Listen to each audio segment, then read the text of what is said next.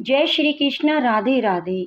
बृहस्पतिवार के दिन भगवान विष्णु की पूजा की जाती है। बृहस्पतिवार का दिन भगवान विष्णु का प्रिय वार है। इस दिन व्रत रखकर व्रत कथा सुनी जाती है। बृहस्पतिवार के दिन भगवान विष्णु की पूजा करके व्रत कथा सुन के हमारी सभी मनोकामनाओं की पूर्ति की जा सकती है।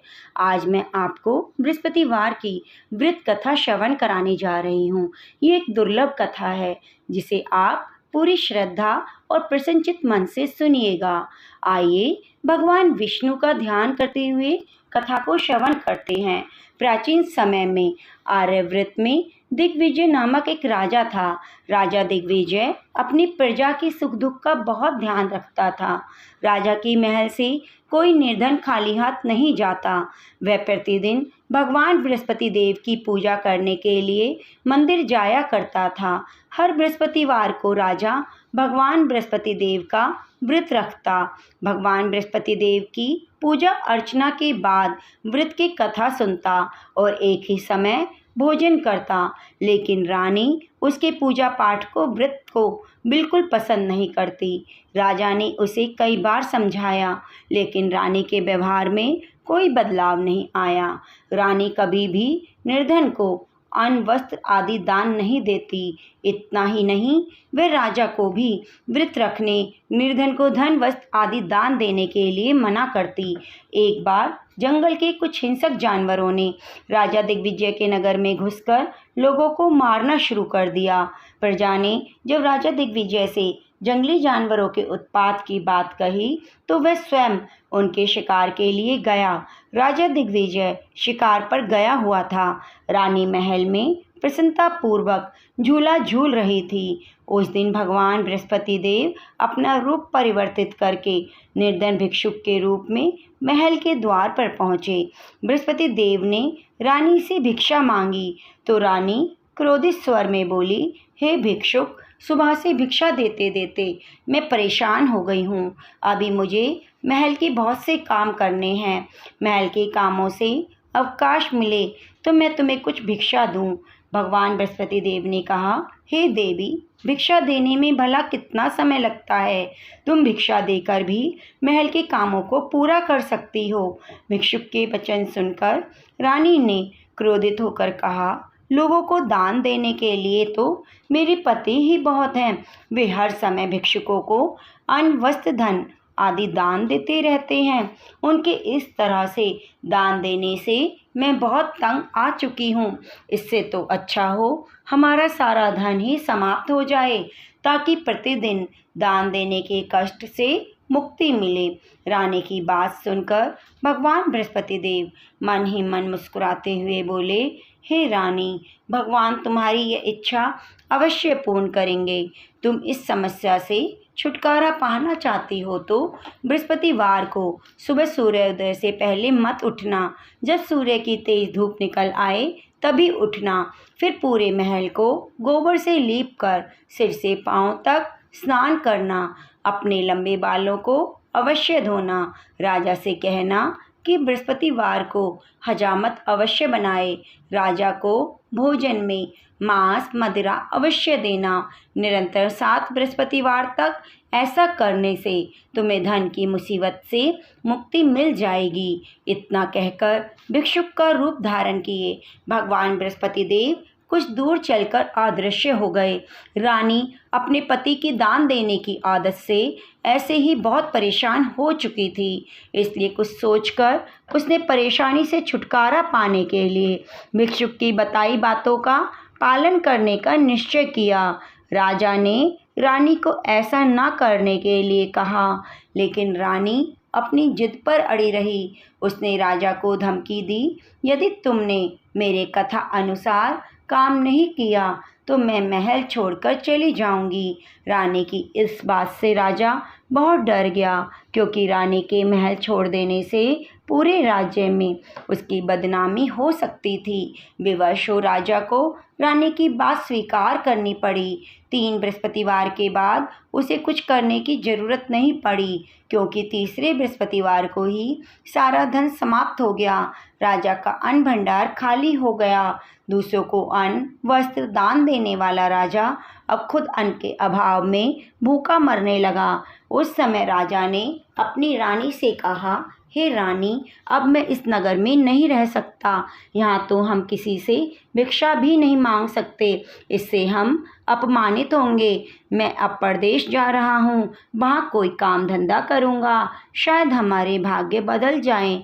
यह कहकर रानी को महल में छोड़कर राजा धन कमाने के लिए परदेश चला गया। परदेश में उसने जंगल से लकड़ी काट कर लाने और नगर में बेचने का काम शुरू कर दिया। इधर रानी को कई कई दिन खाने को कुछ नहीं मिलता, अतः रानी अपने अच्छे दिनों को याद करके आंसू बहाती रहती। एक दिन रानी ने भूख से परेशान होकर अपनी दासी से कहा, दासी, समीप के नगर में मेरी एक बहन रहती है, वह बहुत धनवान है। तू उसके पास जाकर 5 सेर अनाज ले आ। उस अनाज से कुछ दिन तो पेट भरेगा, उसके बाद कहीं मेहनत मजदूरी करके काम चलाएंगे। रानी की बात सुनकर दासी चल पड़ी। जब दासी रानी की बहन के पास पहुंची तो वह भगवान बृहस्पति देव की पूजा अर्चना कर रही थी। दासी ने 5 सेर अनाज मांगा, लेकिन पूजा में व्यस्त बहन ने उसकी बात पर ध्यान नहीं दिया। दासी कुछ देर वहाँ बैठकर खाली हाथ महल में लौट आई। उसने रानी से आकर कहा, हे रानी, तुम्हारी बहन तो बहुत अभिमानी है। अधिक धन होने के कारण वह किसी की बात सुनती नहीं। मेरी बात का भी उसने कोई उत्तर नहीं दिया, बस पूजा पाठ करती रही। आखिर मुझे खाली हाथ लौटना पड़ा। रानी ने उदास मन से कहा, हे दासी, जब बुरे दिन आते हैं तो कोई सहायता नहीं करता, अपने भी मुंह मोड़ लेते हैं। यह सब हमारे भाग्य का ही दोष है। उधर पूजा पाठ के बाद रानी की बहन ने जब दासी की ओर देखा तो वह वहाँ से जा चुकी थी। बहन ने सोचा, अवश्य मेरी बहन पर कोई विपत्ति आ पड़ी है, तभी तो दासी को भेजकर 5 सेर अनाज मंगवाया। यह सोचकर वह एक घोड़ा गाड़ी पर सवार हो रानी से मिलने के लिए चल पड़ी। रानी के महल में पहुंचकर उसने कहा, बहन, मुझे क्षमा करना। जब तुम्हारी दासी आई थी उस समय मैं बृहस्पति देव की पूजा कर रही थी, इसलिए पूरी व्रत कथा सुने बिना मैं उठ नहीं सकती थी। भगवान विष्णु का पूजन अर्चन समाप्त करके जब मैं उठी तो तुम्हारी दासी वहाँ से लौट आई थी। रानी ने बहन को सारी दुखभरी कहानी सुनाकर कहा, मैंने दासी को 5 सेर अनाज लाने के लिए भेजा था। बहन ने रानी की कहानी सुनकर कहा, बहन, मैं बृहस्पतिवार का व्रत रखकर भगवान बृहस्पति देव की पूजा करती हूँ। भगवान बृहस्पति देव सबका कल्याण करते हैं। तुम भी भगवान बृहस्पति देव का स्मरण करके अपने महल के किसी कक्ष में जाकर देखो, शायद कहीं अनाज रखा मिल जाए। बहन की बात सुनकर रानी ने मन में सोचा, उसकी धनवान बहन अवश्य ही उसका उपहास कर रही है। लेकिन भगवान बृहस्पति देव का नाम लेकर वह महल के एक कक्ष में गई। उस कक्ष के अंधेरे कोने में एक घड़ा रखा हुआ था। रानी ने उसमें हाथ डालकर टटोला तो सचमुच उस घड़े में अनाज भरा हुआ था। रानी बहुत हैरान हुई। उसने अपनी बहन से कहा, हे बहन, मुझे भगवान बृहस्पति देव के व्रत की विधि बताओ, अब मैं भी उस व्रत को रखा करूँगी। तब बहन ने उसे बताया, हे रानी बहन, बृहस्पतिवार को सूर्य उदय से पूर्व उठकर स्नान करके बृहस्पति देव की व्रत रखना चाहिए। उस दिन सिर नहीं धोना चाहिए। चने की दाल, मुनक्का, किशमिश लेकर केले के वृक्ष के पास जाकर उसकी जड़ में भगवान विष्णु की पूजा करनी चाहिए। घी का दीपक जलाकर रखना चाहिए। उस दिन एक ही समय भोजन करें। भोजन में चने का आटा, पीले खाद्य पदार्थ ग्रहण करें। बृहस्पतिवार को व्रत रखने से घर में धन धान्य की वृद्धि होती है। अनाज से भंडार भर जाते हैं। इस व्रत के विधिवत करने से निसंतान को संतान की प्राप्ति होती है। बहन की वचन सुनकर रानी ने तुरंत भगवान बृहस्पति का व्रत करने का निश्चय किया। 7वें दिन जब बृहस्पतिवार आया तो रानी ने बृहस्पतिवार का व्रत रखा। कहीं से मांगकर चने और गुड़ का प्रबंध किया। चने की दाल से केले की जड़ में भगवान विष्णु का पूजन किया और घी का दीपक जलाकर भगवान बृहस्पति देव की पूजा की।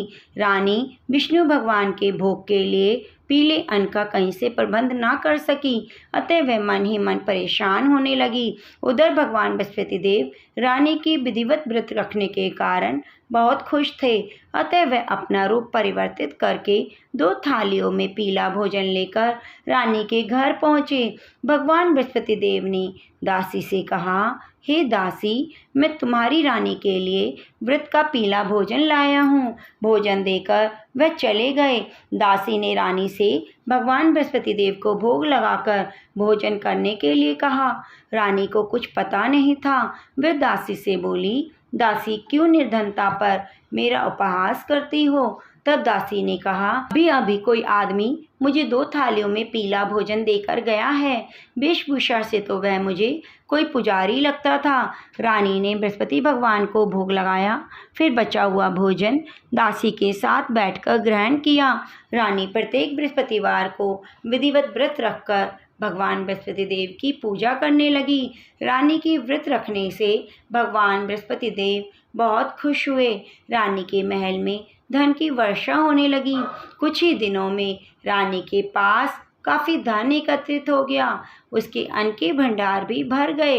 इतना सब कुछ होने से रानी पुनः पहले की तरह आलसी और अभिमानी हो गई। एक दिन रानी ने किसी भिक्षुक को आलस्य के कारण खाली हाथ लौटा दिया तो दासी ने कहा, रानी जी, आप फिर पहले की तरह धन संपत्ति पाकर आलसी हो गई हो। निर्धन को अपने द्वार से खाली हाथ लौटाना अच्छा नहीं होता।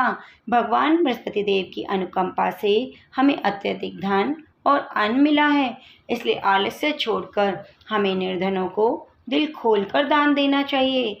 दान देने से आपके परिवार का नाम होगा और भगवान बृहस्पति देव प्रसन्न होकर आपका कल्याण करेंगे। दासी की बात सुनकर रानी ने निर्धनों को फिर से दान देना शुरू कर दिया। कई निर्धन ब्राह्मणों को धन देकर उनकी कन्याओं के विवाह में सहायता की। रानी की सब जगह प्रशंसा होने लगी। धन संपत्ति मिलने के बाद रानी को राजा की याद सताने लगी। रानी ने एक दिन दासी से कहा, दासी, पता नहीं मेरे स्वामी प्रदेश में किस हाल में होंगे, मुझे भी अब उनका पता लगाना चाहिए। रानी ने पूजा के समय भगवान बृहस्पति देव से प्रार्थना की कि उसके पति को जल्दी घर लौटने का स्मरण कराएं। उसी रात भगवान बृहस्पति देव प्रदेश में रह रहे राजा दिग्विजय के स्वप्न में आकर बोले, हे राजन, तुम अपने नगर को लौट जाओ, तुम्हारी रानी तुम्हें बहुत याद कर रही है। राजा सुबह उठकर लकड़ियाँ काट कर लाने के लिए जंगल की ओर चल पड़ा। जंगल से गुजरते हुए वह सोचने लगा कि रानी की गलती से उसे कितने दुख भोगने पड़े। राजपाट छोड़कर प्रदेश में आकर रहना पड़ा। जंगल से लकड़ियाँ काटकर नगर में बेचकर गुजारा करना पड़ा। उसी समय बृहस्पति भगवान एक सन्यासी के वेश में राजा के पास पहुँचे। अन्य राजा से पूछा, हे लकड़हारे, तुम किस चिंता में डूबे हुए हो? राजा ने दुखी मन से अपनी सारी बात सन्यासी को बताई। उसकी कथा सुनकर सन्यासी ने कहा, हे लकड़हारे, तुम्हारी पत्नी ने भिक्षुक को दही नहीं देने के कारण आलस्य किया था। इससे भगवान बृहस्पति देव क्रोधित हो गए थे। उनके क्रोधित होने से तुम्हारी ऐसी हालत हुई। लेकिन अब चिंता करने की कोई बात नहीं। तुम घर लौटकर विधिवत भगवान बृहस्पति देव का व्रत रखना आरंभ कर दो। बृहस्पतिवार को व्रत रखकर चने की दाल, गुड़ को जल से भरे बर्तन में डालकर केले के वृक्ष की पूजा करो। उसके बाद व्रत कथा सुनो। स्वयं भी व्रत कथा कह सकते हो। इस प्रकार व्रत करने से भगवान बृहस्पति देव तुम्हारी सभी मनोकामनाएं पूरी करेंगे। राजा ने सन्यासी से कहा, हे सन्यासी, मैं भगवान बृहस्पति देव की पूजा करने के लिए धन कहाँ से लाऊं? राजा की बात सुनकर सन्यासी का रूप धारण किए भगवान बृहस्पति देव ने कहा, भगवान बृहस्पति देव का स्मरण कर तुम जंगल में जाकर लकड़ियाँ काटना, फिर उन्हें नगर में ले जाकर बेचना। तुम्हें इतना धन मिल जाएगा कि तुम अपने भोजन के साथ गुड़ और चने भी खरीद सकोगे। यह कहकर सन्यासी ने भगवान बृहस्पति देव की कथा लकड़हारे को सुनाई। प्राचीन समय में बसंतपुर नगर में एक निर्धन ब्राह्मण रहता था। ब्राह्मण की कोई संतान नहीं थी। उसकी पत्नी बहुत फूहड़ औरत थी। वह सुबह काफ़ी धूप निकलने के बाद उठती, प्रतिदिन स्नान भी नहीं करती, भगवान की पूजा करने की तो कभी सोचती भी नहीं। सुबह उठते ही वह पहले भोजन करती। घर में सफाई करना उसे कतई पसंद नहीं था। ब्राह्मण अपनी पत्नी के इस आचरण से बहुत दुखी रहता था। भगवान की अनुकंपा से ब्राह्मण के घर में एक सुंदर कन्या का जन्म हुआ। निर्धन ब्राह्मण कन्या के जन्म से बहुत दुखी हुआ। धीरे धीरे ब्राह्मण की कन्या बड़ी होने लगी। बचपन से ही उस कन्या की रुचि भगवान विष्णु की पूजा में थी। वह प्रातः उठते ही स्नान करके भगवान विष्णु की पूजा के लिए मंदिर में जाती। बृहस्पतिवार को व्रत रखकर विधिवत पूजा पाठ करती, फिर पढ़ने के लिए पाठशाला में जाती। घर से चलते हुए वह मुट्ठी भर जौ के साथ लेकर जाती। रास्ते में थोड़े थोड़े जौ गिराती जाती। जब वह पाठशाला से घर लौटती तो जौ के दाने सोने में बदले हुए मिलते। लड़की सभी सोने के दाने बीन लाती थी। एक दिन जब वह सोने के दानों को साफ कर रही थी तो उसकी माँ ने कहा, बेटी, सोने के दाने साफ करने के लिए सोने का सूप भी होना चाहिए। अगले दिन बृहस्पतिवार था। उसने भगवान बृहस्पति देव की पूजा करते हुए प्रार्थना की, हे भगवान, यदि मैंने आपका व्रत विधिवत किया है तो मुझे सोने का सूप दे दो। भगवान बृहस्पति देव ने उसकी सभी मनोकामना पूरी करने का वचन दिया। पाठशाला से लौटते समय उसे रास्ते में एक सोने का सूप पड़ा हुआ मिला। घर लौटकर सोने का सूप अपनी माँ को दिखाकर वह सोने के दाने साफ करने लगी। उस सुंदर लड़की को सोने के सूप में जौ साफ करते देखकर राजकुमार उस पर मोहित हो गया। महल में लौटकर राजकुमार ने राजा से उस लड़की के विवाह की इच्छा प्रकट की। राजा ने ब्राह्मण को महल में बुलाकर राजकुमार से उसकी लड़की के विवाह की बात कही। ब्राह्मण सहज तैयार हो गया। धूमधाम से लड़की का विवाह राजकुमार से हो गया।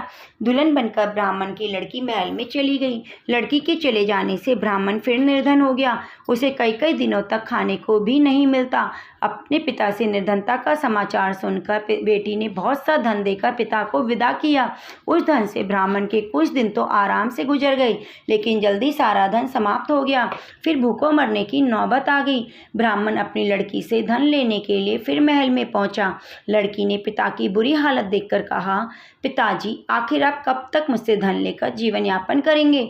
आप कोई ऐसा उपाय क्यों नहीं करते जिससे आपका घर भी धन संपत्ति से भर जाए? ब्राह्मण ने कहा, मैंने तेरी माँ को बहुत समझाया, पर उसके कुछ समझ में नहीं आता। उसका फूहड़पन नष्ट हो तो घर की निर्धनता भी दूर हो जाएगी। तब कुछ सोचकर लड़की ने अपने पिता से कहा, पिताजी, आप कुछ दिनों के लिए माँ को मेरे पास छोड़ आओ। ब्राह्मण अपनी पत्नी को लड़की के पास महल में छोड़ आया।